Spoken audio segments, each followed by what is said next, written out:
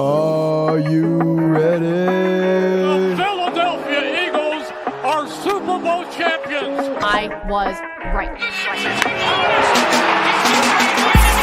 Let's go! I'm the best. And here are your hosts, Jessica Town and Rob Lange. You're a jackass. Embrace them.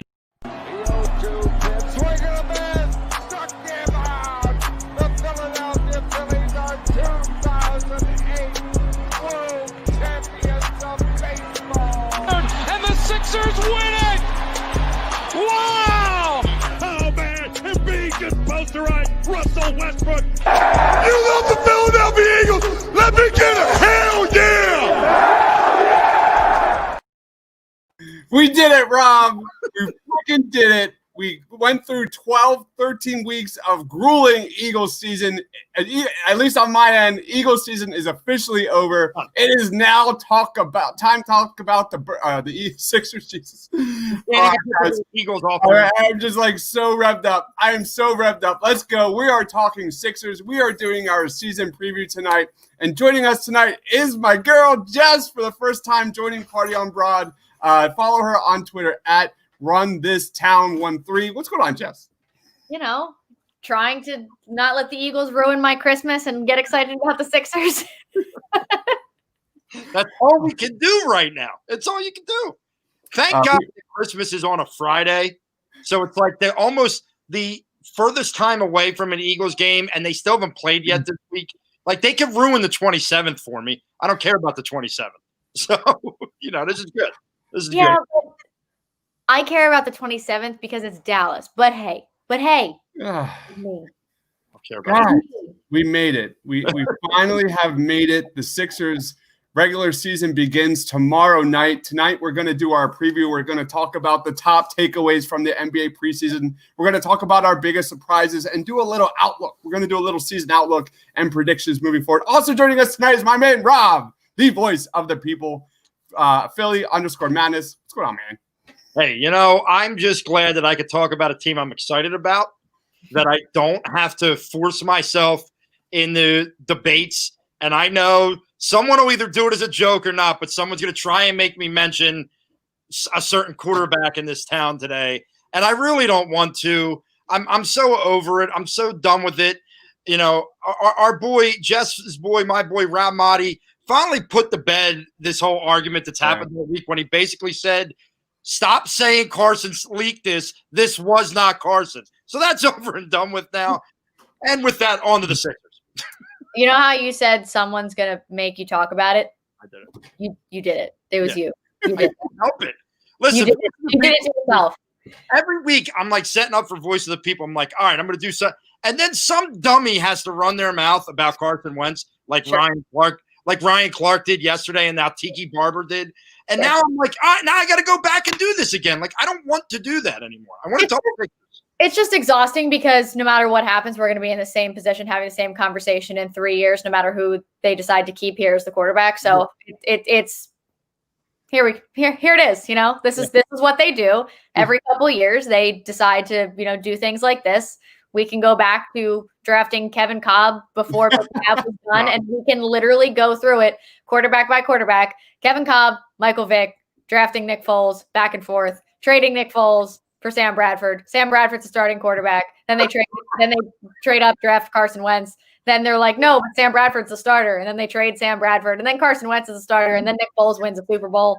And then Carson Wentz is a starter. And then he gets hurt and Nick Foles wins a playoff game. And then they get rid of Nick Foles, and then there's Carson Wentz, and now we have Jalen Hurts. It's just, they can't decide. So it doesn't matter what they decide to do. I mean, we're going to be talking about the same BS for the next, it'll just be 3 more years. We'll do the same thing again, and we'll do the same little song and dance, and it'll be really exciting, and people will scream and yell and get mad, and then the Sixers will come save us and then probably break our hearts again, and then it'll just be this never-ending cycle of doom. Well, I'm going to piggyback off that sign behind you, Jess. Hakuna Matata. Yeah. What's the other famous song from The Lion King? The Circle of Life. That's the life of being.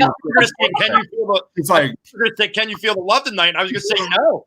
No, I cannot. Never heard Jess. Jess has never had that much pessimism in one rant. That was amazing.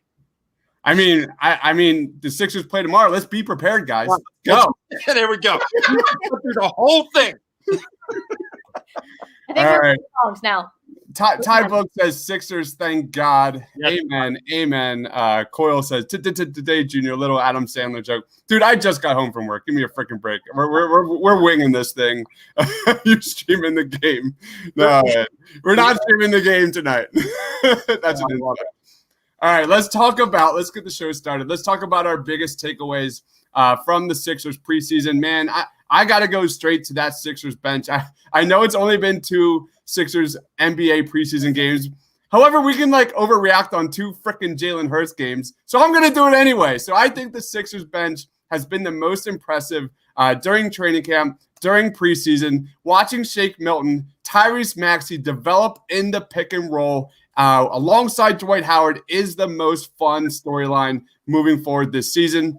Speaking of Dwight Howard, 1.3 points per possession, rolling to the basket, 79th percentile, 68% of his field goals last year with the Lakers. You talk about having a real offensive scheme this season. And then you talk about the bench. Look at last year, 20th best in the league in points per game. The year before that, 26th, 31.1 points per game. In 2017, they were 22nd best. So, this is a Sixers roster that hasn't had a legit bench in a very long time. And you have 2 guys in Tyrese Maxey and Shake Milton, 2 guys that, pretty much project to be great on and off the ball, i.e. fit alongside Ben Simmons and Joel Embiid. What about you, Jess? What was your biggest takeaway from the Sixers preseason? I think one of the biggest takeaways that I have is something that kind of flew under the radar and I don't think was talked about or screamed about enough. And that's the fact that when they were talking to Ben Simmons one of those days before preseason actually started, he said, his quote was, "I was never allowed to run a pick and roll with Joel Embiid before Doc Rivers got here." And I don't know why the world didn't stop spinning in Philadelphia when he said that. And everyone wasn't like, timeout. What? We were all screaming about random things about Brett Brown, but that's something that I was like, I'm sorry, never allowed? Why? Why is that thing? So you could actually finally see them using that a little bit more and just him getting a full head of steam moving downhill towards the bucket. I mean, I think him being able to, he's going to win that matchup 80% of the time. Unless he gets called for an offensive foul or he's playing against, someone who just happens to strip him going up or block him at the rim, whatever. But I think him going forward, having that amount of momentum going to the rim is going to change his aggressiveness at that specific part of his game.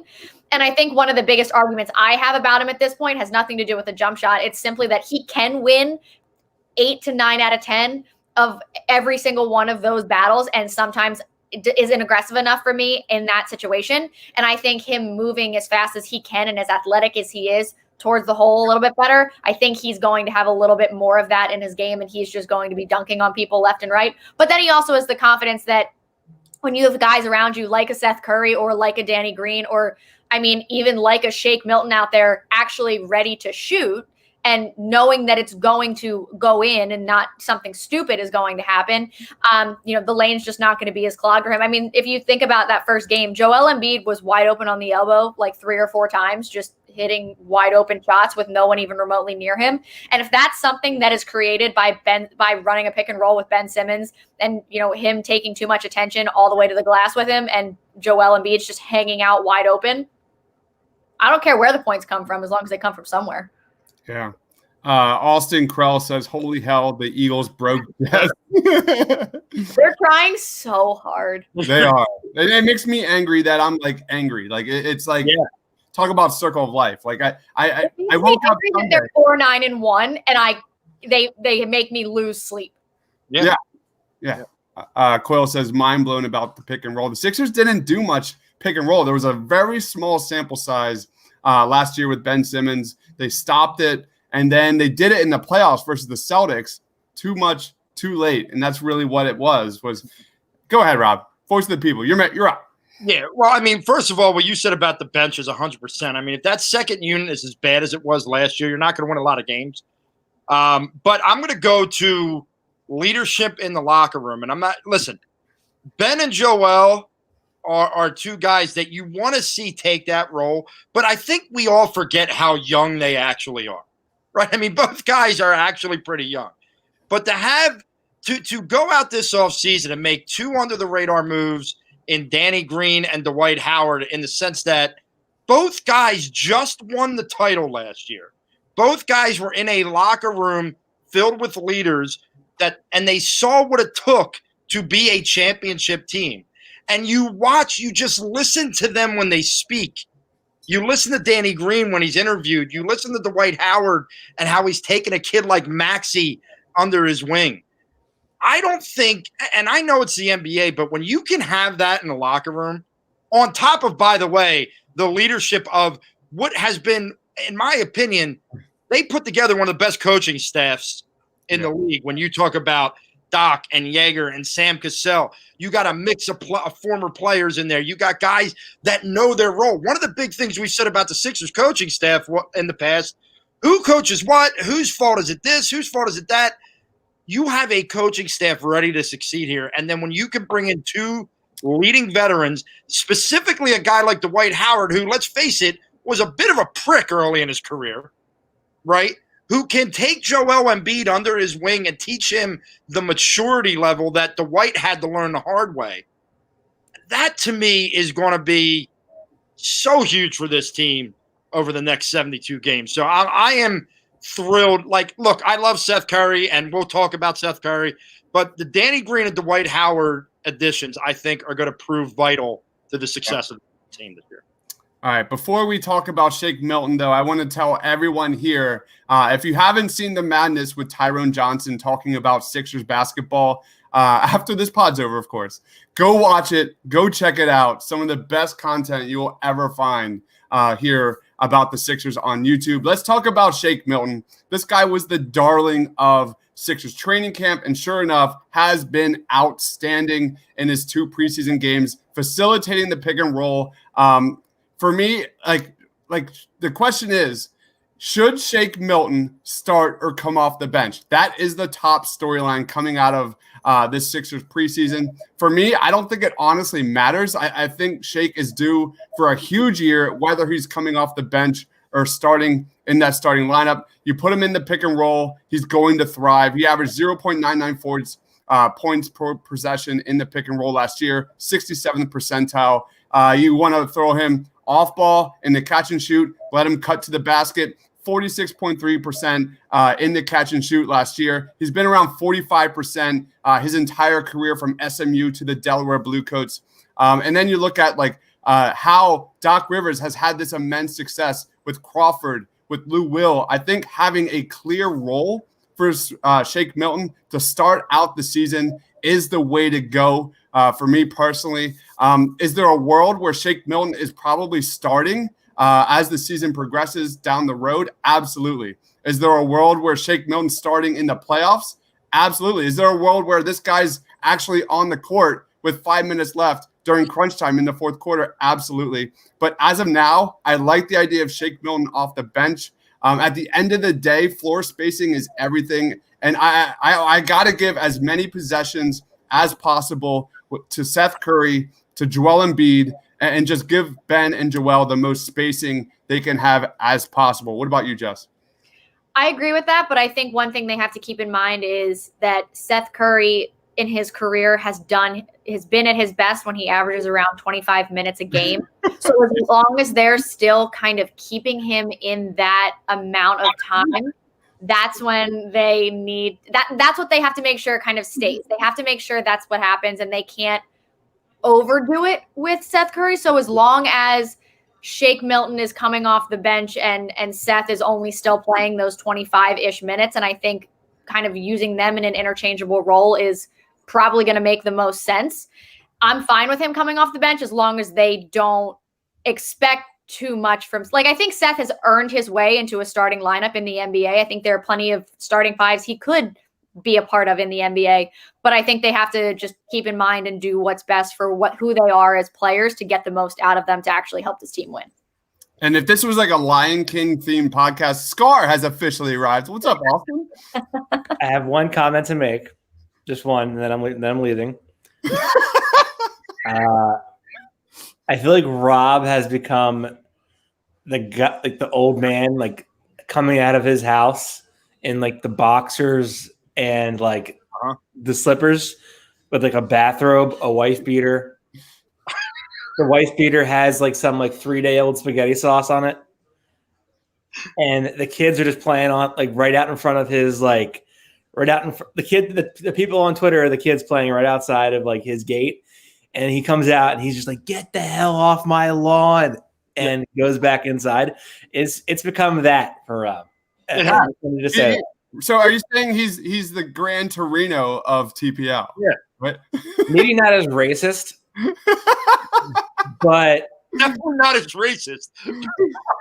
But I am as angry as Clint Eastwood in that film. Probably about, maybe not more, but more or less. But that's all. Goodbye. Hey,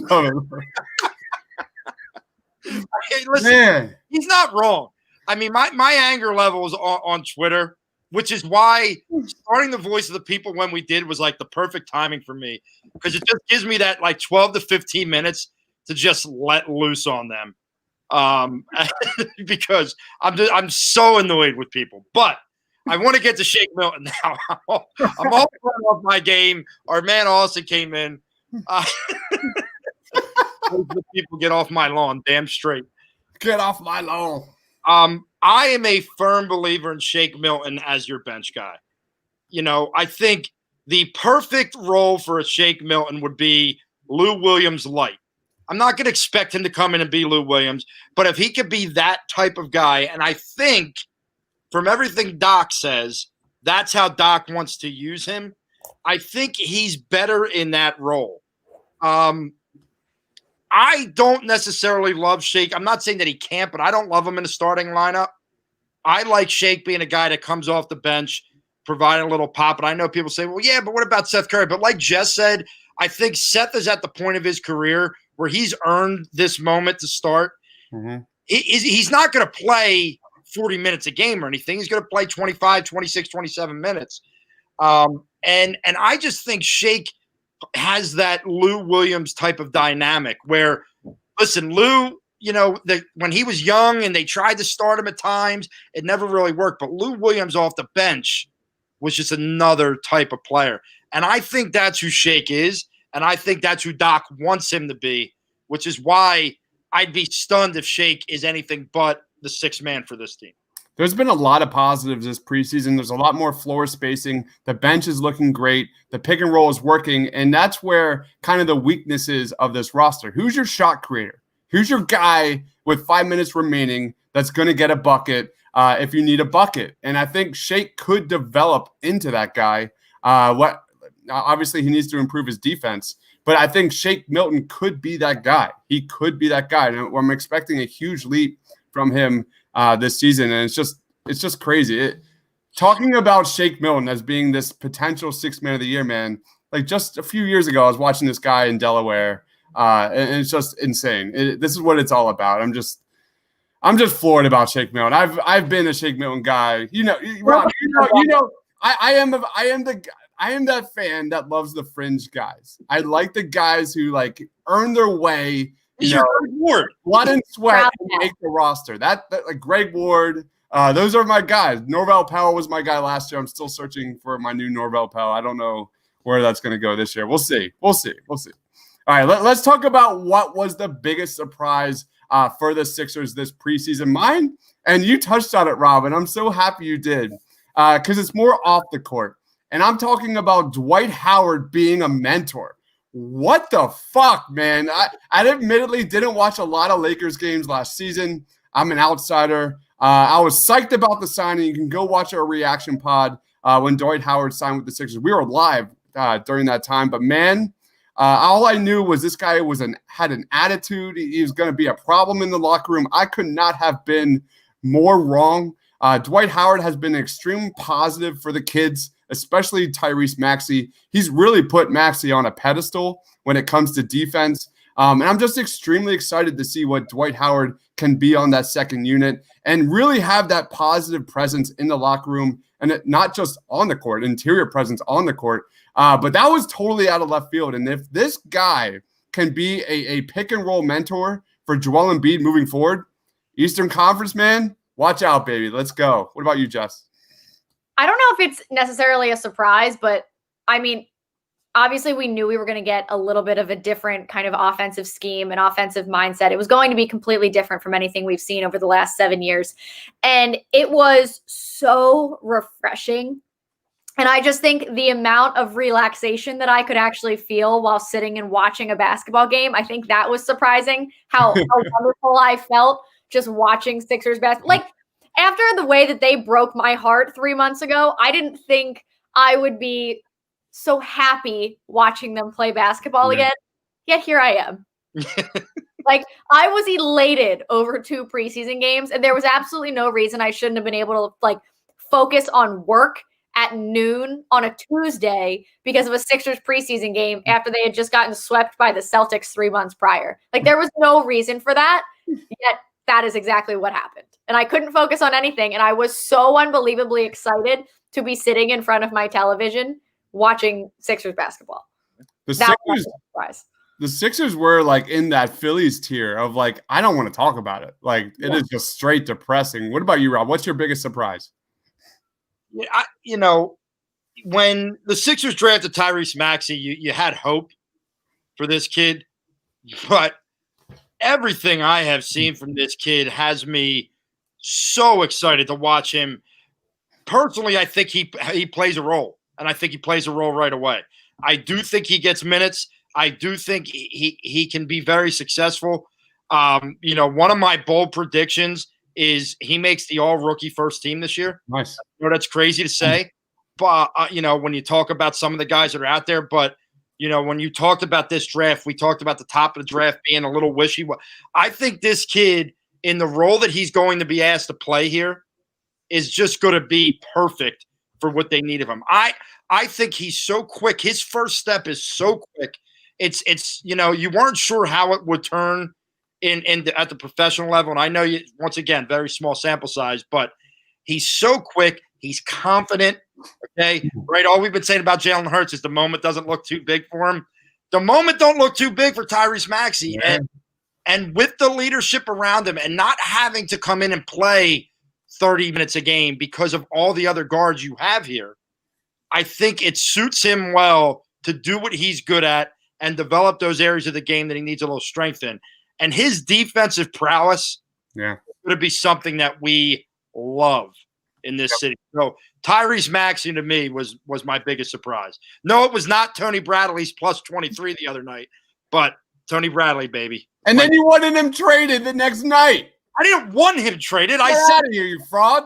I said if it got me one of those players, then I would move him. But listen, Tony Bradley is here to stay. He's my guy. Carolina, what's up?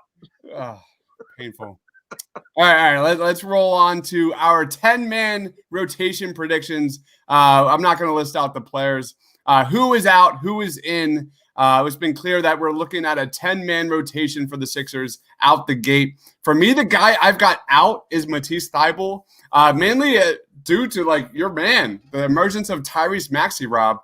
We've seen Maxey operate comfortably in the pick and roll in 2 games. That floater he has is for real. Can we just give Ben that floater? Because Ben would be absolutely unstoppable with a little 14, 15-foot floater. But we know he's a tough point of attack defender. I've been a huge Tyrese Maxey fan for months and months. I think the second unit of Milton, Maxey, Korkmaz, Scott, and Howard makes a ton of sense offensively. I've actually been impressed with Mike Scott because he looks like he knows his role. He looks more fluid in the offense. The footwork is there. The form is there. He was a 40% shooter in the past, maybe knowing his role, the rock, but maybe that has something to do with it. So I also see Maxey kind of continuing to play well as the season progresses, eventually taking minutes away from Korkmaz because of his ability to defend the pick and roll. And when you look at the Doc Rivers offense, man, you need 4 guys. You need 4 guys who can run dribble handoffs. You need 4 guys who can run pretty much pick and rolls, depending on how that offense is moving. I just don't see Matisse Thybulle being that kind of guy that fits in with this offense. Doc Rivers loves him some offense, but Matisse doesn't know what to do with the ball in his hands. This is not a guy that is going to put the ball on the court and get to the basket. And we all know his defense is legit, and I hope I'm wrong. This is like the guy that I hope I'm wrong, because Matisse was my guy last year. I just think his lack of offense is what's going to keep him out of Doc Rivers' rotation. What about you, Jess? I think in terms of Matisse, you have to keep in mind that he's a little bit banged up right now. Like, he came into camp with a sprained ankle, so he hasn't really practiced a lot with these guys. So he doesn't really, in agreement with what you said, he doesn't really know what his role is necessarily on this offense at this point. So I don't think they're going to write off a guy like a Matisse Thybulle and take him out of that 10-man rotation so early. I think there's a chance that if someone's going to eventually work his way to being out of the 10-man rotation, it could be Matisse, but I don't think it's going to start off that way. Yep. In my opinion, it should be Furkan Korkmaz that's out of it right away, because I don't think there's any reason he should take minutes from anybody. And if someone's going to take his minutes, I don't know how you take more minutes than 0, which is what he should be playing. And another guy that I just think is going to kind of start off not necessarily being a part of the 10-man is Tony Bradley, but that's only because of the two that they already have at that position. Like, we'll see him when Joel's not playing one night because he's having stomach issues as he does, or like if he's hurt or needs a break on his knees or whatever, or Dwight's in foul trouble, that's when we're going to see a Tony Bradley. I don't see him not like being dressed and ready to go out of the rotation, but I see him more of that like Jonah Bolden kind of role for a little bit, when like he'll come in and give you some minutes here and there when you're up big or down big, or one of your two bigs is in foul trouble. But I don't think he's going to be a significant part of the 10-man rotation to start, at least. The second that Matisse Thybulle has a sample size of shooting roughly 40% from 3, bye-bye, Furkan. Bye-bye. Later on. See you later. Rob, you're up. First of all, never mention Tony Bradley's name with Jonah Bolden again. How dare you? How dare you do that to my guy? Secondly, Joey, I got to order it, right? I said if he makes a team, I'm getting the jersey. So I gotta custom make myself a Tony Bradley jersey and rock the hell out of it all season. And I will. So that's coming. Don't worry. That's like really sad. Why? Do I have to custom make the people that are on this roster, and you're going to parade around in a Tony Bradley jersey? Loser? Jess, I got to keep the people happy. The people want me in a Tony Bradley jersey. Because it's easy to make fun of you that way. Oh, Jess. I'm trying to look out for you. I'm trying to protect you. They got me to agree to this after drinking quite an amount of alcoholic beverages. That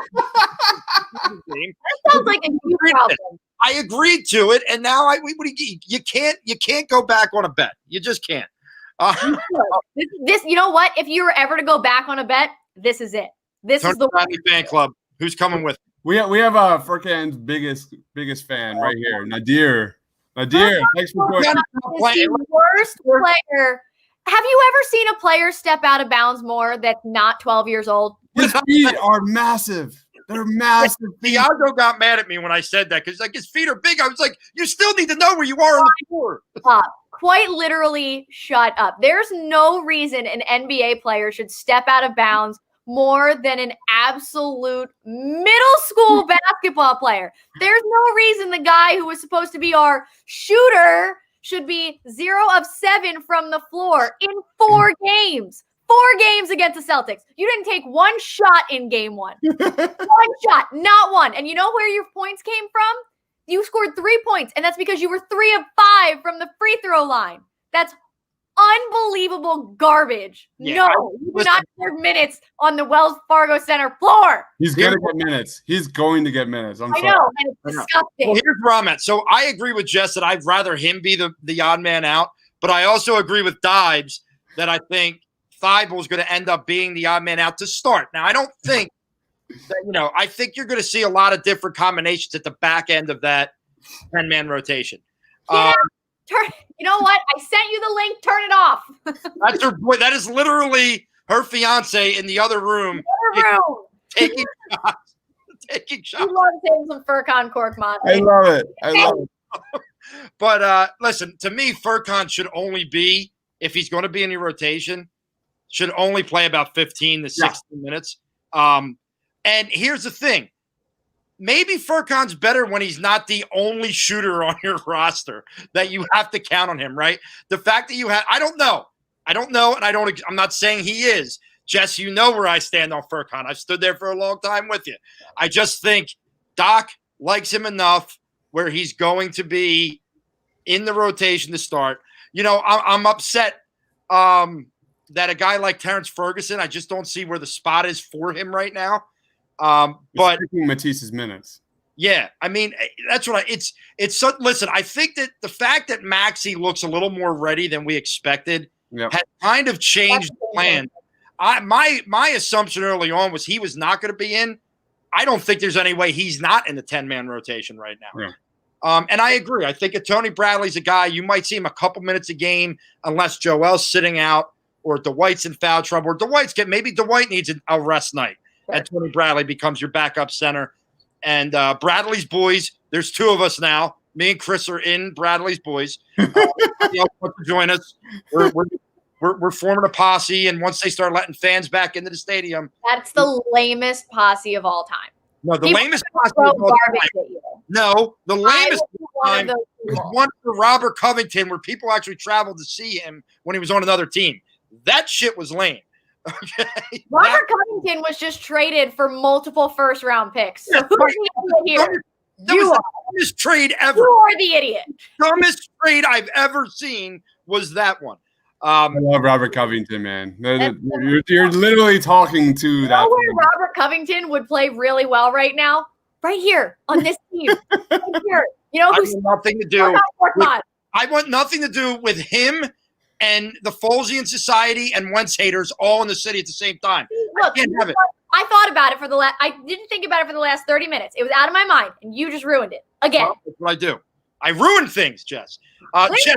Jess, do you and Furkan have a personal hatred for each other? No, I just can't. I can't wrap my head. It's almost like NFL wide receivers that have balls hit them in the hands and then hit the ground so many times that it's unimaginable. Like your only job that you are here to do is to catch the ball as an NFL wide receiver. Like ball, hands, catch, success. I don't Furkan Korkmaz is literally on the floor to do one thing, and that's score the basketball, and he can't do that. He steps out of bounds more often than I have literally. My brother played basketball from the time that he was 5 years old until he was 18. I never saw a person step out of bounds more times per game or per season than Furkan does. It's unimaginable to me that he has that little knowledge of where he is located on a 100-foot court. It was really. He's got those clown shoes, man. I'm telling you. It was really funny on Friday.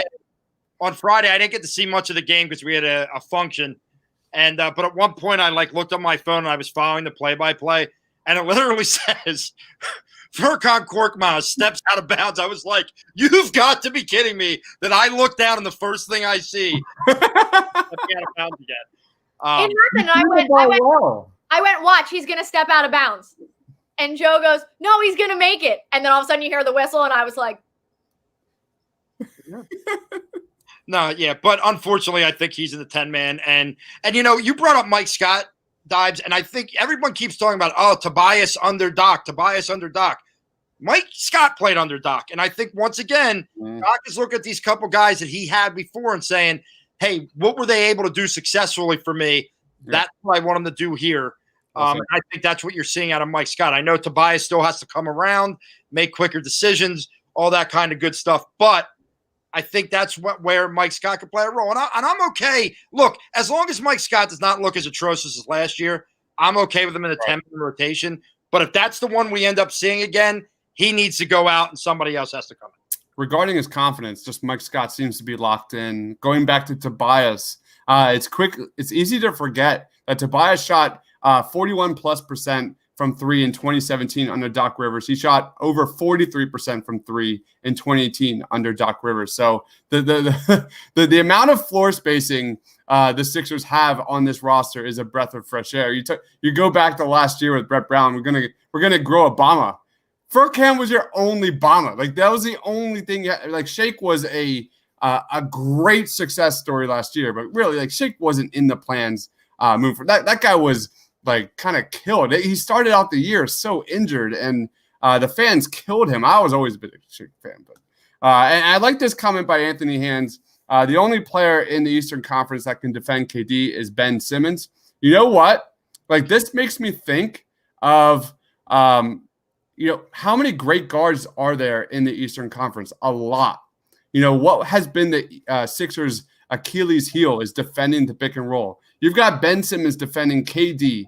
You've got Ben Simmons defending the Jason Tatums, the Jimmy Butlers. Like you're going to need a guy like Tyrese Maxey to step in during major minutes this year and be that Velcro, be that guy that just suffocates on the perimeter. So just a little something to keep an eye out for because Tyrese Maxey is the real deal.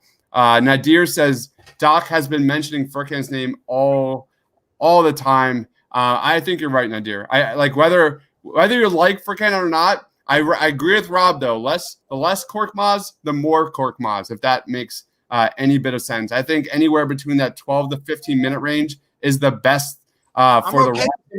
Like that. You're not going to get Korkmaz for 20 plus minutes this year. He shouldn't be the first person off the bench, and that's what we saw way too much of last year. And you're right, the reliance on him was way too much. And I think that maybe in a minimized role, he could do a little bit better. It's just the dumb things that he does and the lack of efficiency at points is frustrating beyond. One of the things that I have very little patience for in the NBA is inefficiency. And that's one of the things that drives me the most insane when watching players I'm going to say it, like a James Harden. I can't stand watching James Harden play basketball. I can't stand guys like Donovan Mitchell. And that's because or Russell Westbrook, because they're so inefficient. It just pains me to watch them shoot and miss over and over again. And then people want to be like, oh, well, they scored 30 points. And it's like, they took 65 shots. Yeah. It's a good thing you were like 3 when Allen Iverson played. You hated Allen Iverson. See, but that's the thing. And someone has asked me this. They're like, well, did you like Allen Iverson? And I was like, well, first of all, I was 6 when the Sixers played in the NBA Finals against the Lakers. And 2, I love Allen Iverson for what he was to this city and for the icon that he is. But at the end of the day, how many championships does the guy have? Yeah, but and the game was a little different at that point.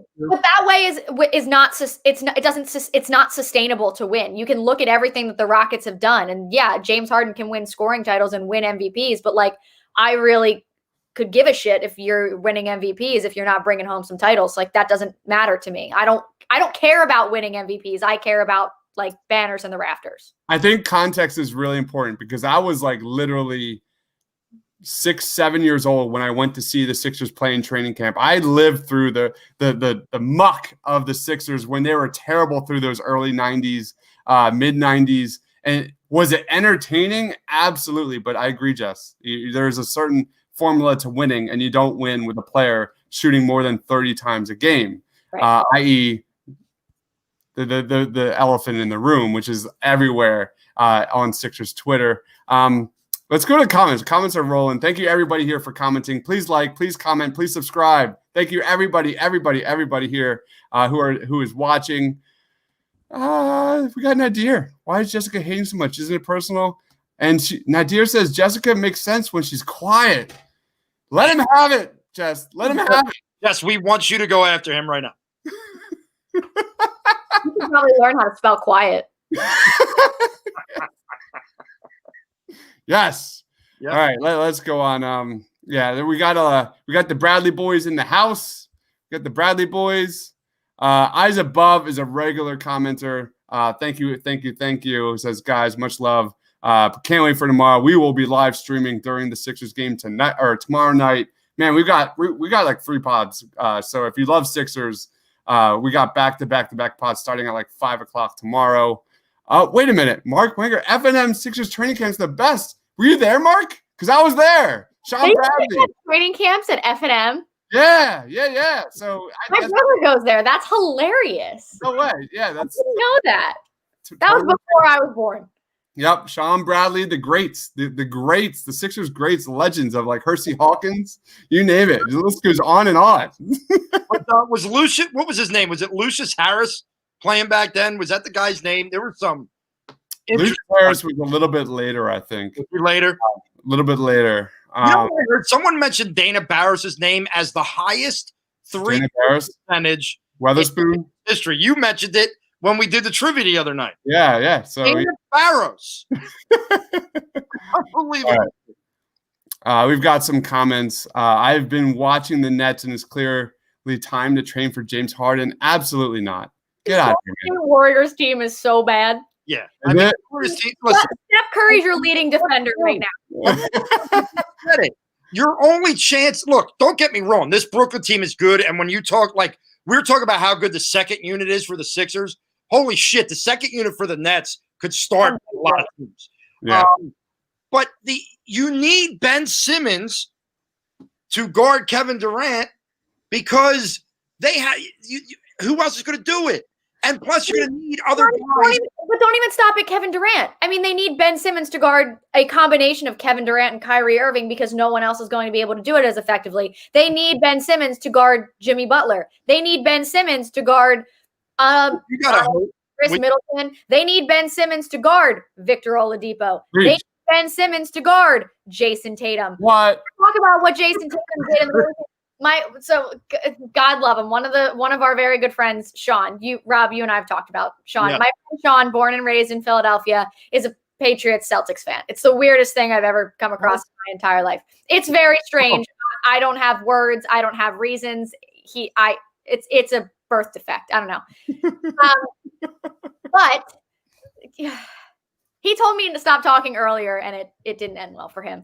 But Sean and I were talking the other day, and one of the things that we were talking about is the fact that he was talking about Jason Tatum and whatever, and what did he say? It was something. Oh, it was a video of Ben Simmons shooting, and he was like, "Oh, don't Sixers fans get sick of this?"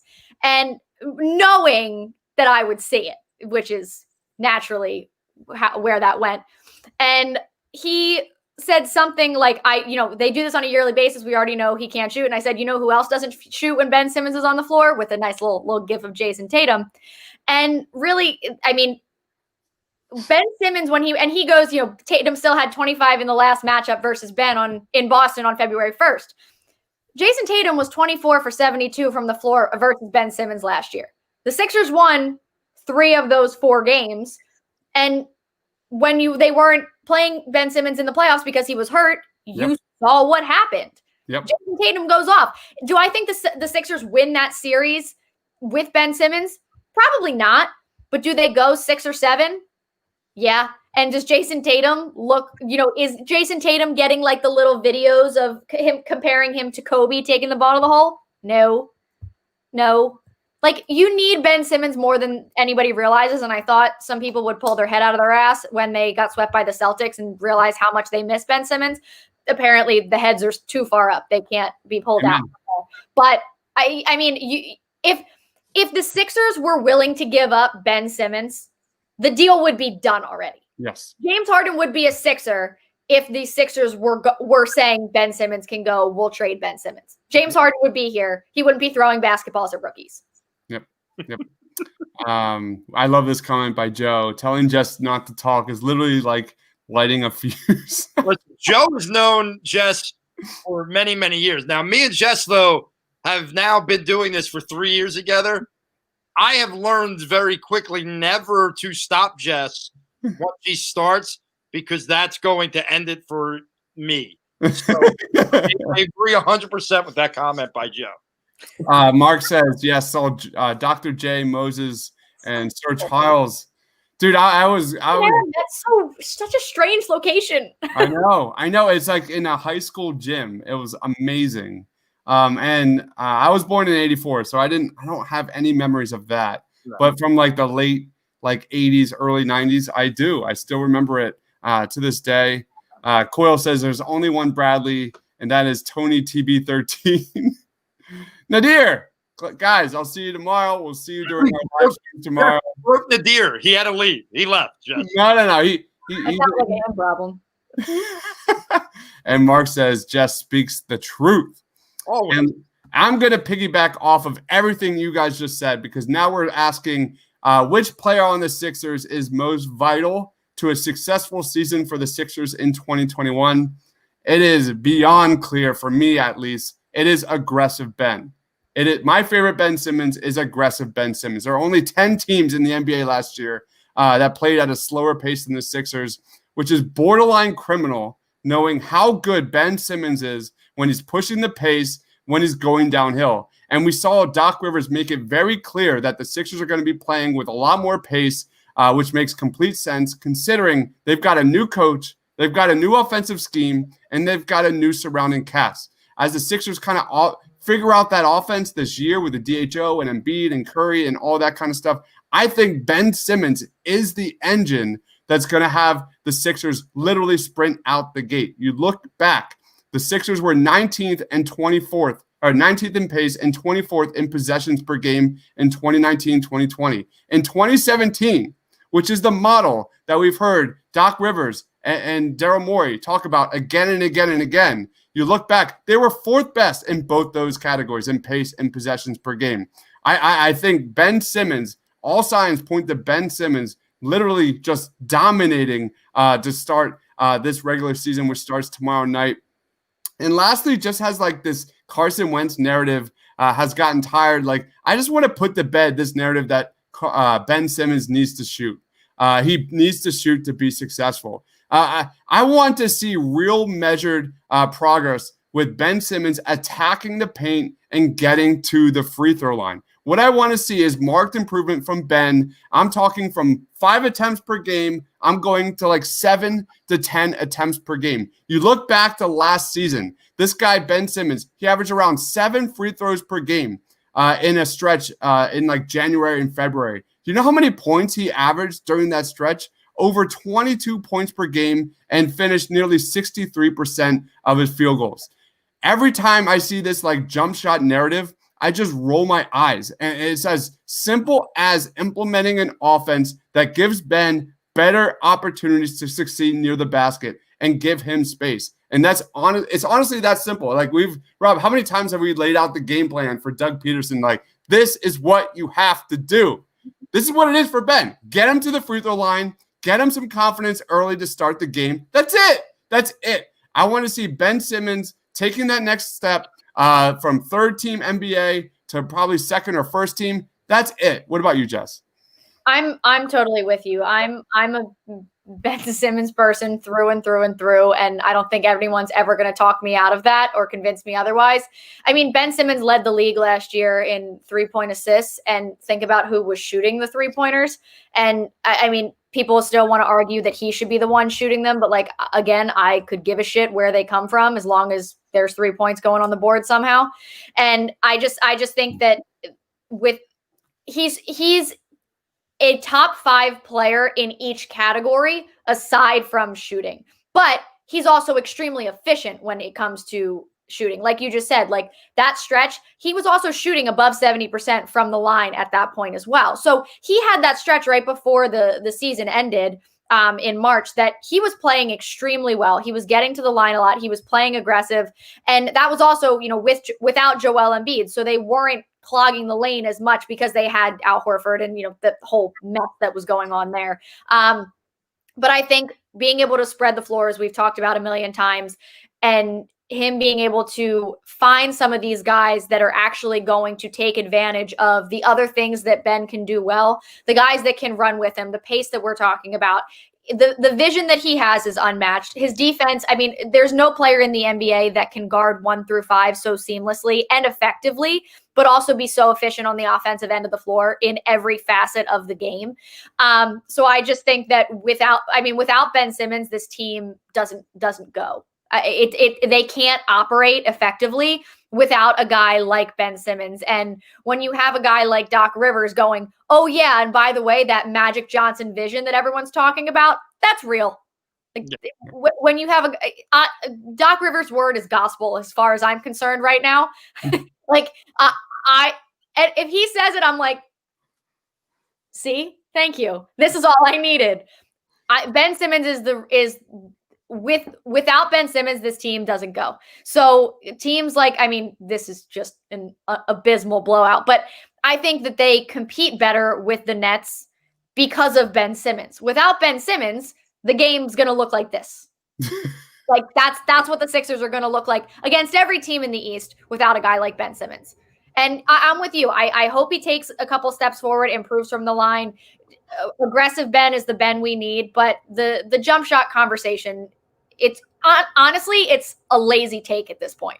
Yep. And he was the best player on the Sixers last year. I'm sorry, anybody that disagrees with that, you're wrong. No, Ben Simmons was the best player. You're up, Rob.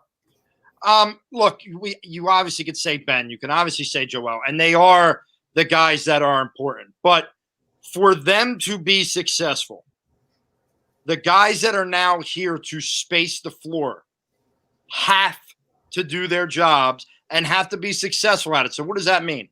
That means Seth Curry, Danny Green, Shake Milton, if it's Furkan, whoever these guys are, Tobias Harris, these guys have got to be able to space the floor, meaning they've got to knock down shots so that Ben goes and is aggressive. Joel can have an MVP caliber year, which I think he can. All right, when you talk about a Joel Embiid, he scored 18 the other night and a half of basketball, and they didn't even run a play for him. Like, not one play was – Doc said it today. Not one play was run for this guy, and he dropped 18 and a half. So you know what he can be. But for those guys to reach their potential, we have said it for years, you need the floor to be spaced. To have the floor spaced, these guys have got to go out and do their jobs. Yep.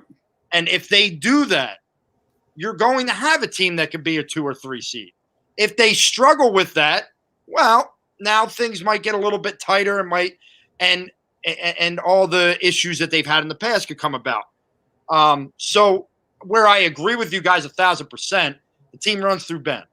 Okay, without Ben, you saw what happens when Ben's not there. But this year, you've gone out, you've gotten those guys that we screamed that you didn't get last year. Now those guys have to produce so that your 2 young stars can go do what we expect of them this year. Let's go to some comments. Mark says, I met Dr. J and spent the day with him back in 1993. Dude, when I saw this comment, I honestly got choked up. That is crazy. That is absolutely crazy. I'm so jealous. Mark says, Ben needs to shoot if he wants to be a top 5 player in the NBA. Without it, he's still elite.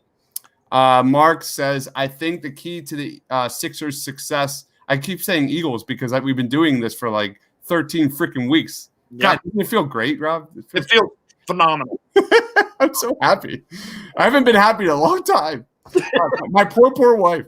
I think the key to Sixers' success is consistent Tobias Harris, the X factor. Absolutely.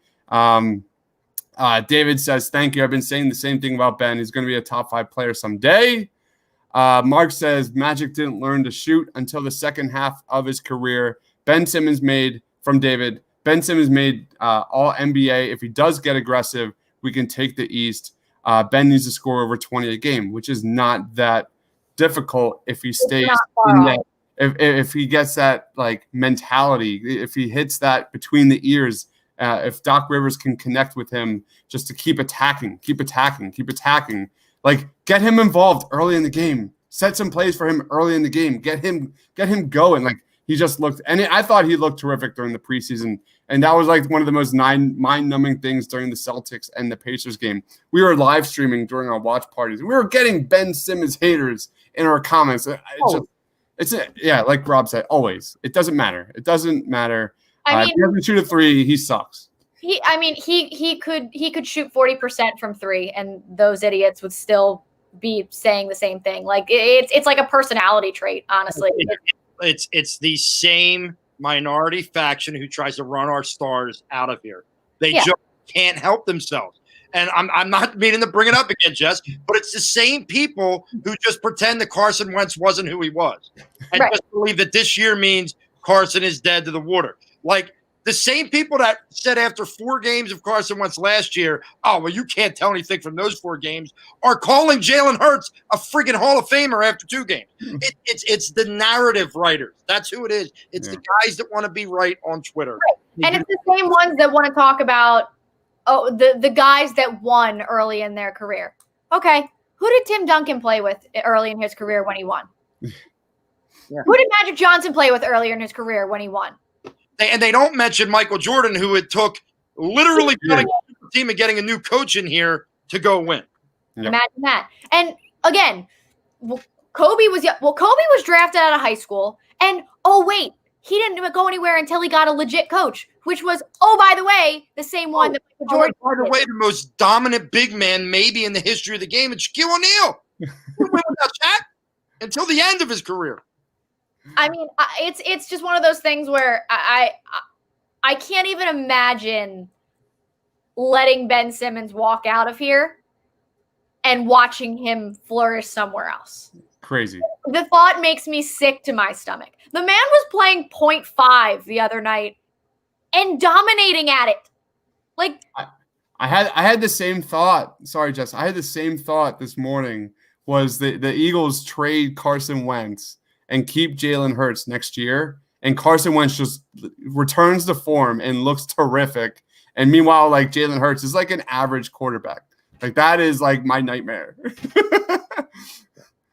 And again, like I think with that, I think it's unfair on both accounts. I think this bullshit is unfair to Jalen Hurts, and I think this bullshit's unfair to Carson Wentz. I don't think either of them deserve to be in this position. And I think Jalen Hurts could be an awesome starting quarterback in the NFL. I just wish he wasn't drafted by the Philadelphia Eagles, to be completely honest. Like, he could have been drafted by a lot of places.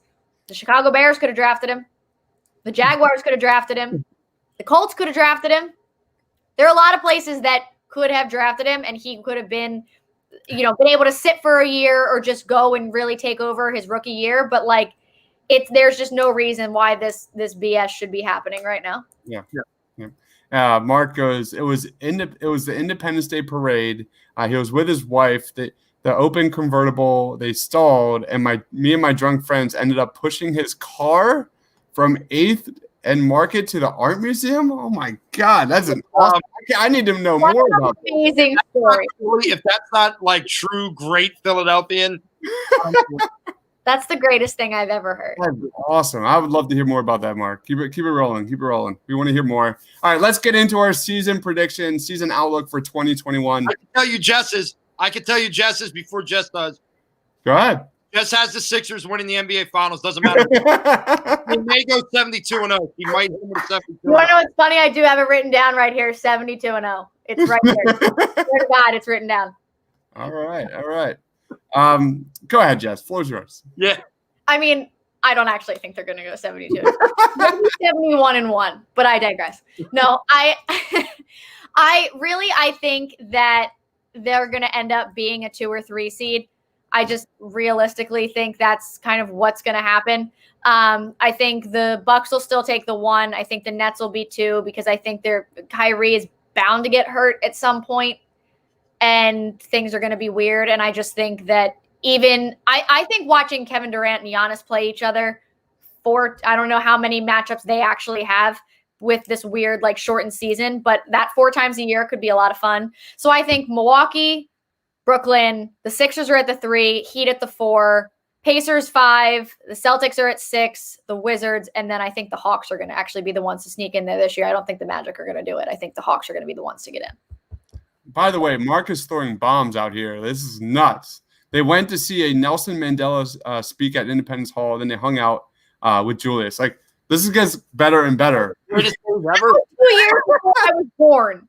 What? My goodness. Mark, this is crazy. I want to hear, like, I want to write about this. This is amazing. David says, if they trade Ben, I'll be devastated. And Carson, I hope, is going to be on the team next year. Rob, go ahead. What's your season outlook for the Sixers this year?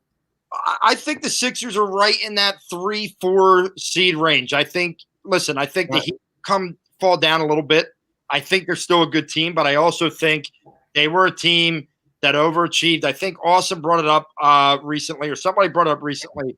playing in a bubble with Jimmy Butler is perfect because Jimmy Butler can then control the entire situation. You're now back in South Beach. Okay. You can't control the situation like you once did. So I still think they're a good team. I think Tyler Herro is a good player, but I think Jimmy is getting older, right? And I just think that they are in that 4 or 5 range. Look, I think the Bucks and I think the Nets are on another level. I just don't know. You know what the Bucks do in the regular season, right? So you got to have them up there. And I don't know how many teams can match up with the Nets during the regular season. So that's why I have them at the 2 seed. I think the Sixers are a 3 seed, but I do believe that a Eastern Conference Finals trip is doable. Mm-hmm. I do believe it is a possibility this year for them to get into the Eastern Conference Finals. And honestly, if they did, don't anybody start changing their minds now. All you've said to me for 3 years is get there, and it's a successful year. It's a successful year if the Sixers get to the Eastern Conference Finals this year. Yeah. I think when you look at last year compared to this year's squad, it's obviously like how much more sense this team, this roster makes from top to bottom. I personally have the Sixers in that 4th to 4th seed range, because I personally can't just give them the seed without seeing it on the court together for the first time. I need to see evidence of that. But I do think there is a world that where the Sixers finish like in the second half of the schedule very strong and find themselves creeping into that like 3 seed territory. On the positive end, I think it's not a stretch to see this team finish top 5 defensively. I don't think it's a stretch to see this team finish top 10 defensively as they get more and more comfortable in the pick and roll. So I think the 4 seed is a really kind of easy bet right now. But as long as they're healthy, we see them being more built for a championship run because they have more spacing. They're finally working with Ben and Joel in the pick and roll. Obviously, it boils down to health. But you look at the floor spacers, you look at Ben Simmons taking that next step in his development in the pick and roll. But you look at the negative side, I don't know who is going to be that shot creator at the end of the game for the Sixers, especially when the playoffs start. I know we're looking ahead, but that is my biggest concern. And that being said, who knows? I know we talk about James Harden. There's absolutely no rush to make that trade. Let Shake Milton develop. Let him blossom. Who knows what his trade value will be in a few months. So how quickly Ben Simmons and Joel Embiid progress in that pick and roll is everything. If it works faster than expected, the sky is the limit. And truly, the Sixers will be the team to beat with that floor spacing, with that catch and shoot game around Ben Simmons and Joel Embiid pick and roll. Man, I'm telling you, they could be built for a bigger playoff run than we've seen with Ben and Joel this season. All right. Let's go some comments. This one by Mark. Which player hurt the Sixers' success more, Ben Simmons or Joel Embiid? It's obviously Ben. Anybody disagree with that? It's Ben. Yeah, I think Ben Simmons' injury ended it. I said all year last year, I was very, very unhappy with Joel Embiid's body language on a consistent basis last year. And I'm not going to sit here and say, he stinks or anything like that, but he's got to be better mentally. Yep. He's got to be stronger mentally. But I think a new system, Doc Rivers, Dwight Howard, these guys are going to help him. And the fact, and Jess has mentioned this, he's a father now. When you become a father, Chris, you know this, I know this. It matures you a little bit. Yep. That could absolutely play a role for him. But Ben's injury, you see what they are. Listen, they've won games without Joel Embiid on the floor. I don't ever see them winning games when Ben's not on the floor. They can figure out ways to win without Joel, especially when they have guys like Dwight Howard and then Tony Bradley able to step in there as well. That's the only time he will. Bradley's boys. You're right. They can't win, and they definitely can't win. They can't sustain winning without Ben Simmons. that injury hurts them more than anything. And I definitely agree. I think Joel Embiid's in a different place this year. I think there were a lot of factors that went into it last year. And I do think becoming a father is one thing, but I also just think the emphasis that the GM, I say GM, Daryl Morey, Doc Rivers, Ben Simmons, and Joel Embiid are all on the same page, all have common goals, all on the same page, and all ready to take this on together. And I think it might have been a little overdone, the way that they were talking about their relationship. But I think the fact that they have realized, like, okay, we have to focus on our relationship to be able to make this thing work and grow, and the better relationship they have off the floor, because they're really different individuals, but the better relationship they have off the floor, the better it'll be on the floor. So I think them realizing and taking that step, because I think that is a maturity step as well, realizing like, okay, put everything else aside. You and I have to figure this out together. And I just think this is one of the first years where those two combined with the GM, president of basketball operations, whatever, Daryl Morey, and the coach are all on the same page together and all kind of have one unified goal. And this is the first time I think that everyone's really been on the same page for the last couple of years. And I think that is not to be understated at all with what we're going to be able to see from them this season. It's talking about first-time fathers. Do you know what my daughter said for the first time today, Rob? Did you get to dada yet? Oh, she's been saying dada. She goes, Batman. And I died. I was like, it's over. So I was ready to cancel work. I'm like, I'm done. I'm a huge comic book nerd. So that's amazing. It was the best thing ever. Let's highlight this Mark story here. So the story. It's pretty awesome. Marindale led the parade. Mark walked out and shook his hand. And the last one, that was Bill Clinton and Nelson Mandela. Then we have Bill Clinton involved and Zima's. They left the speeches. And then they ran towards the car and got when Dr. J said, "Can you push?" So that's what we did. And we became the de facto security for the rest of the parade. We hugged and said farewell. That is just the coolest story, man. I love it. I love it. Thank you for sharing that.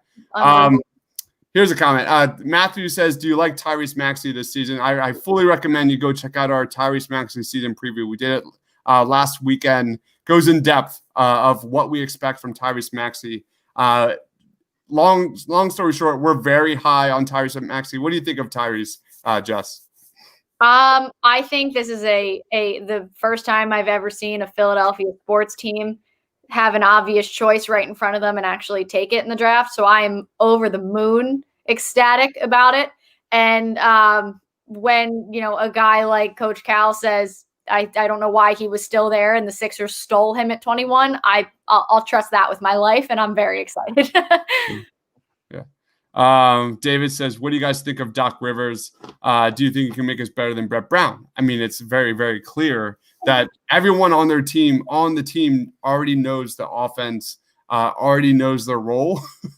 So that's something to be said. But that being said, we'll see what happens in the playoffs. Let's go. David says, that's a great point. Not having a closer, but I think Shake or Harris can do it. I think Shake is the guy I want to see develop in that pick and roll. I don't know if I want him with 5 minutes left on defense. We'll see. It depends on the matchup, I guess.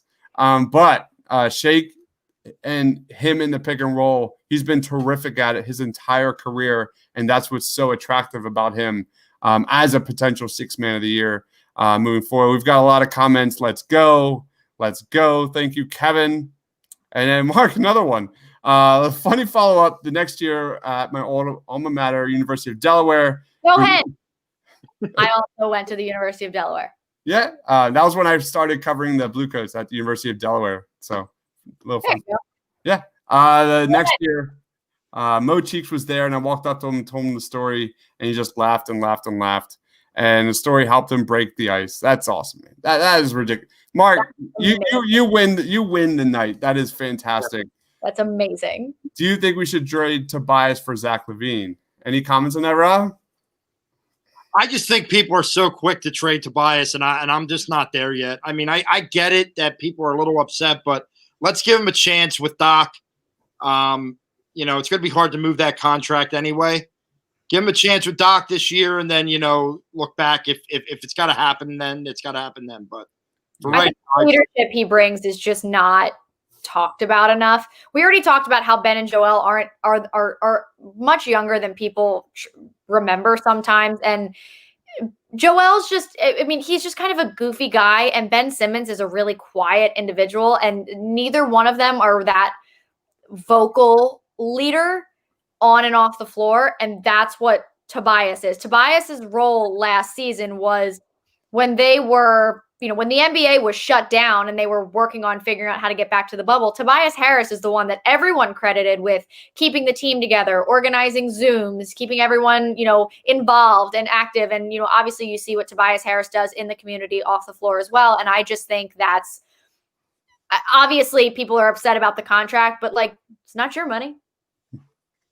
Yep. And like I said, so this guy shot over 41% from three and then over 43% from three with Doc Rivers in LA.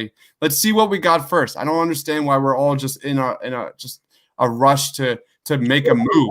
Like, we finally have a supporting cast. We finally have a second unit. We finally have an interior presence in Dwight, an offensive system. I know it's a shortened off season, but let's pump the brakes, guys. Let's pump the brakes and see what we got. Let's wrap it up. Jess, where can we find you? Floor is yours. Oh, goodness. Okay, so you said before, I'm on Twitter at Run This Town with an E at the end, 13. You can find me on The Madness usually every Thursday, but this week it is Christmas Eve, so you will not find us then. We will be enjoying time with our families. Yes. The Stone Balloon, there's a comment down here. I'm just going to, University of Delaware, 100%. Deer Park, we used to go every Tuesday. There was this guy named Hefe. He would bring his acoustic guitar, and he would play rap music on his acoustic guitar. And Cool. we would go to Grotto's after because it was $2 Tuesdays, and all the shots were $2. It was aggressive.